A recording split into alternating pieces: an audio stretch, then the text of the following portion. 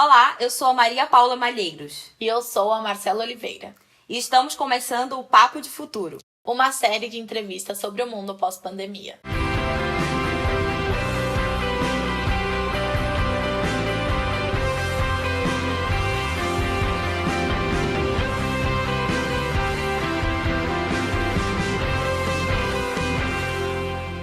No episódio de hoje, nós conversamos sobre cultura.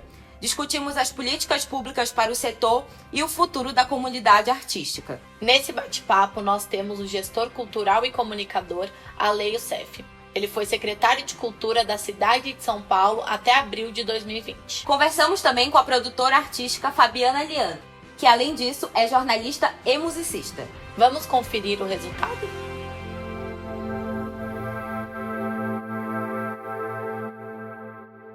Obrigada, Aleio Seff, obrigada, Fabiana Lian, por estarem aqui com a gente. E quando a gente fala de cultura, a gente quase que imediatamente pensa diretamente no artista, né? Entretanto, o setor cultural ele conta com milhares de colaboradores que diretamente e indiretamente fazem parte disso tudo e fazem com que tudo aconteça. Com o cancelamento de grandes eventos, como, por exemplo, festivais de música, como Lollapalooza, até mesmo eventos públicos, como a Virada Cultural de São Paulo, como Carnaval, até as tradicionais festas de final de ano, como a do Rio de Janeiro, esses trabalhadores do setor cultural eles ficam desamparados, né? Eu queria saber que tipo de políticas públicas, que tipo de auxílio verdadeiro o governo deveria dar e deve dar para esses trabalhadores nesse pós-pandemia. Bom, prazer estar aqui. Acho muito importante esse assunto estar sendo discutido nesse âmbito, no âmbito universitário. A gente tem um desafio muito grande de incluir a pauta cultural em todos os níveis do nosso conhecimento, porque a cultura tem que estar no eixo central de desenvolvimento econômico e social de todas as esferas de governo e da sociedade. A cultura certamente é além da nossa principal forma de identidade, um grande instrumento de geração de emprego e renda e principalmente de diminuição das desigualdades nesse estado desigual que nós vivemos, tão lamentável, né? Então, certamente a cultura cumpre um papel fundamental e vai cumprir um papel fundamental também enquanto construção de uma nova visão de futuro, de uma sociedade mais justa, mais próspera, mais democrática. A cultura traz esses valores todos. Uma sociedade com ciclos econômicos voltados para o baixo carbono, buscando outras alternativas, não essas, que destroem o nosso planeta e que, enfim, geram tanta desigualdade social. Então, acho que essa é uma primeira reflexão. Certamente, a cultura foi a primeira categoria, o primeiro setor a entrar e será o último a sair dessa pandemia. O impacto é tremendo, são 5 milhões de trabalhadoras e trabalhadoras do setor. Mesmo com a aprovação do Fundo Emergencial Aldir Blanc, o governo federal se mostra moroso e pouco atento à necessidade de se repassar o recurso urgentemente. Então, as ações de mitigação e as ações de amparo ao setor se concentram nos estados e nos municípios, e a gente sabe que não são todos os estados nem todos os municípios que têm a cultura como prioridade, que têm esse olhar. Entretanto, é fundamental a gente considerar que essa situação super complicada para o setor, ela não é uma situação que vem só em decorrência da pandemia. O setor cultural está sob ataque no Brasil desde o início do governo Bolsonaro, nunca esteve no centro das políticas públicas, mesmo antes, sempre teve governos mais simpáticos, menos simpáticos, mas não no centro, não com uma centralidade temática, estratégica. E agora, com o governo Bolsonaro, com o fim do Ministério da Cultura, com o fim das verbas de autarquias e de empresas públicas para patrocínio de cultura, com o desvio de recursos do Fundo Setorial de Cinema, com a censura e com tantas outras ações de ataque, o setor já estava nessa situação muito debilitada. E com a pandemia isso só se agravou. Eu concordo. Acho que essa morosidade do governo federal, inclusive a lei Aldir Blanc, foi até um atalho que a cultura encontrou, porque a senhora Regina Duarte não estava fazendo absolutamente nada para auxiliar com o dinheiro que ela tinha, inclusive, que poderia estar gastando, usando para isso. Eu acho que São Paulo, de uma certa maneira, está dando um exemplo do que pode ser feito. Infelizmente, a gente teve alguns ataques também, que teve um projeto super legal, que era dos teatros, de todos os aparelhos da cidade fazerem lives e tal, e de repente um sujeito X, um produtor, que se diz produtor, foi lá e embargou esse projeto como uma e da forma música das janelas também, né? Os vereadores também entraram com a ação. É um discurso populista que flerta com o bolsonarismo. Né? Pois é, que é uma coisa absurda, assim, que além de ter uma morosidade, tem um jogar contra. E acho que isso é a coisa mais grave que a gente enfrenta hoje. Esse jogar contra a cultura, demonizar a cultura, tudo isso, embora eu acho que a gente está passando por esse isolamento, está todo mundo olhando o quanto era bom eu poder ir a um teatro se eu quisesse, o quanto era bom eu poder ir a um circo se eu pudesse, tudo isso. Então, eu tendo a ser um pouco otimista com relação aos movimentos da própria sociedade de se afastar dessa demonização. E fazendo um complemento com o que a Fabiana disse, acho importante a gente ter a noção, e eu concordo totalmente com o raciocínio dela, de que se tem uma coisa que foi perceptível nesse momento de isolamento social é a importância da cultura para a sanidade mental, para a gente conseguir atravessar uma situação de isolamento, atravessar uma situação de solidão, atravessar uma situação de distância de amigos e de familiares. Se não fosse um bom livro, uma boa série, uma boa novela, uma boa live, sei lá, uma música tocando no seu ambiente, a vida ia ser muito pior.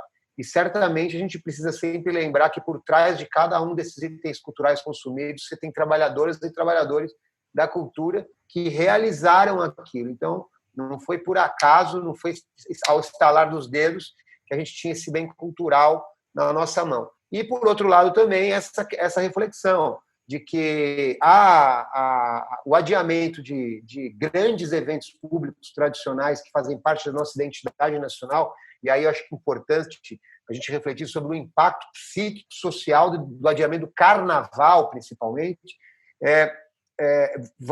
fazem também a gente ver o quão fazem falta esses grandes eventos, esses grandes momentos de congraçamento, de encontro, de valorização do comportamento, da identidade. Né? Esses momentos são os momentos de celebração da nossa espécie, da nossa humanidade. Né? Então, de uma certa maneira, são dois elementos que são muito tristes agora, que vão ser superados quando a gente conseguir a imunização através da vacina, mas que são importantes para mostrar a importância fundamental da cultura. E falando sobre o financiamento e a falta de apoio mesmo do sistema em relação à cultura, é notável que o setor cultural é marginalizado pelas autoridades e que muitos enxergam como um investimento negativo ou muitas vezes desnecessário, né?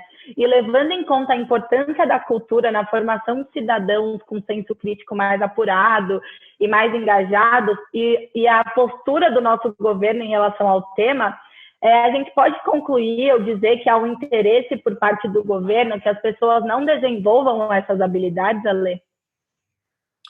Olha, o que a gente pode concluir, na minha modesta visão, é que existe um atentado contra a identidade nacional. Essas pessoas estão querendo construir outra identidade, não a identidade brasileira. Porque a identidade brasileira é composta dessa força e dessa riqueza incrível da nossa cultura, reconhecida no mundo inteiro como uma cultura pujante, importante, vibrante, misturada. Assim como a identidade está vinculada, por exemplo, com a Amazônia, que também está sendo atacada, ou a identidade está vinculada com os índios, que também estão sendo atacados, ou a identidade está vinculada com os quilombolas, a identidade está vinculada com os movimentos identitários todos nacionais que estão sendo atacados. Então, eu acho que existe um projeto de construção de uma nova identidade brasileira que não tem nada a ver com o Brasil. Só que esse projeto não vai para frente, porque nós somos o Brasil e a gente precisa se reencontrar conosco. O Brasil precisa se reencontrar consigo mesmo, né? A cultura é um indutor fundamental para esse reencontro, porque a cultura tem os elementos de identidade que fazem a gente lembrar quem nós somos. O carnaval, que infelizmente não vai acontecer em fevereiro por causa da pandemia, é a nossa maior festa de expressão popular. Muita coisa acontece entre um carnaval e outro, mas o carnaval sempre acontece. E mesmo com a pandemia, com adiamento, ele vai acontecer. Em outra época, mas ele vai acontecer.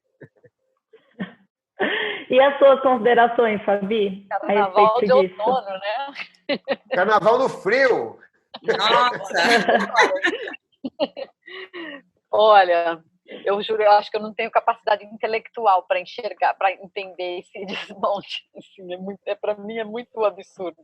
A impressão que eu tenho é que, assim, aquele cidadão médio ali, que nunca se interessou por cultura, que leu poucos livros, só os que mandaram ele ler na escola ou na faculdade e tal, precisou, de alguma maneira, se sentir representado. E eu concordo, mas esse mesmo cara, ele também foi formado nessa cultura, mesmo que ele não tenha percebido, que ele tenha negado a vida inteira. Então, eu acho que não dura mesmo, mas de fato existe uma coisa institucional que vai desde a publicação de Golden Shower até falar amém para o Donald Trump, em negar mesmo o que a gente tem de mais bacana. E Fabi, sobre o financiamento da cultura no Brasil, boa parte do setor privado se envolveu em assuntos culturais, né? Financiou projetos e tomou iniciativas em prol do desenvolvimento da cultura. Mas a crise econômica se abateu sobre todos e principalmente para os mais frágeis. No pós-pandemia, essa participação da iniciativa privada na cultura tende a continuar e visando resgatar a parte mais vulnerável da arte brasileira? Qual é a sua opinião em relação a isso?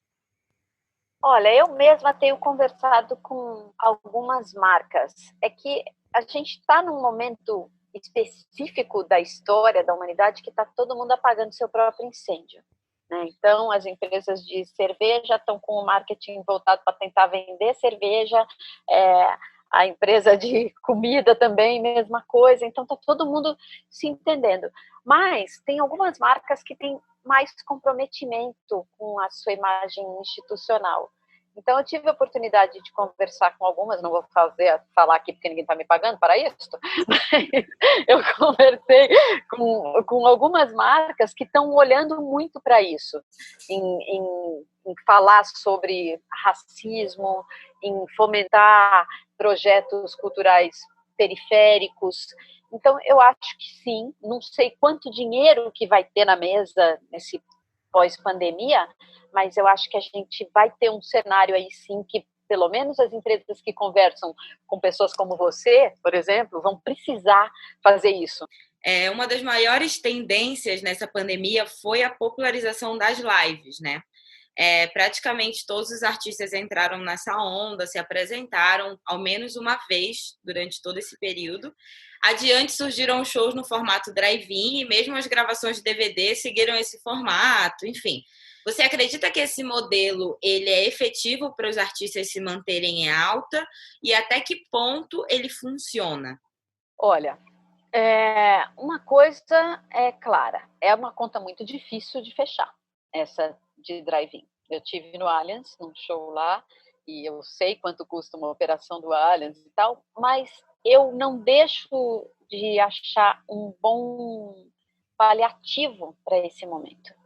Uma boa maneira de você falar com a sua marca, a marca que está ali dentro da sua casa, e dizer que você continua com o seu nome vivo. Não deixa de ser uma coisa bacana para o artista não sair de circulação de vez. Acho que talvez até seja num futuro próximo a gente venha a ter mais eventos híbridos. essa experiência de drive-in talvez dure por mais um tempo. Ela não é sustentável em termos econômicos, não é. Um show grande você não consegue fazer num drive-in, mesmo o distanciamento social dificilmente será, mas a gente tem hoje alguns caminhos sendo apontados para uma mudança nesses parâmetros. Então, eu acho que essa coisa de drive-in é muito legal, tem um monte de coisa bacana acontecendo. Eu fui até numa exposição de arte que eu achei bem interessante, drive-thru art, mas é um paliativo, é meio aquele band-aid para esse momento que a gente está vivendo agora, para manter o mercado vivo. Entendi. Até sobre as lives mesmo, né? Que no começo, na hora do boom, todo mundo só falava disso e agora diminuiu quase 70% da procura. Então, o pessoal não... Enfim. Mas aqui, sobre as lives, eu acho que tem uma coisa muito interessante, que eu acho que a gente mudou o jeito de se relacionar. Por exemplo, eu estou aqui conversando com um cara, de repente é o CEO de uma empresa, ele interrompe a ligação para ir lá olhar o arroz, ou porque o filho dele entra na sala, a Ivete faz uma live de pijama, o menino lá, que não me lembro o nome dele, que fez a live da Lady Gaga com a cama desarrumada. Eu acho que tem um sabor de intimidade que fã de artista adora. Então, eu acho que live talvez seja algo que, óbvio, não vai ser mais o meio de sobrevivência, mas eu acho que é algo do que os artistas não vão mais se livrar. Veio para ficar. Intimidade, assim, sabe? É o novo meet and greet. Na verdade, isso já estava acontecendo com a proliferação e com a importância das redes sociais na estratégia de divulgação da própria carreira, né, de cada artista. A brincadeira com a intimidade, ela sempre existiu ali, né? Certamente a live só aguçou, né, essa experiência. Mas eu queria dar um pitaco. Eu acho que os drive-ins eles cumprem uma função, como a Fabiana disse, realmente de band-aid e paliativa para uma parcela do mercado de alto nível, de alta performance. Eles não cumprem nenhuma função do ponto de vista de política pública. É um curativo caro, digamos assim. É um curativo bastante que não inclui. Você não consegue fazer a política pública de ocupação cultural da cidade, a ideia da pujança com projetos desse tipo. Ao mesmo tempo, eu acredito que a transição até a vacina é uma transição de modelo híbrido, como a Fabiana também disse. Eu acredito que o evento cultural público ele pode se dar tanto nas redes como nas ruas, fazendo com que a beleza e a potência e a força, o simbolismo da cultura, as coisas boas, bonitas e fortes que só a cultura consegue proporcionar nas nossas vidas, estejam presentes em espaço público, sem aglomeração, mas a ação cultural em espaço público sendo captada e sendo transmitida, ou a arte em espaço público sendo fixada nas paredes, nas projeções, na arte urbana.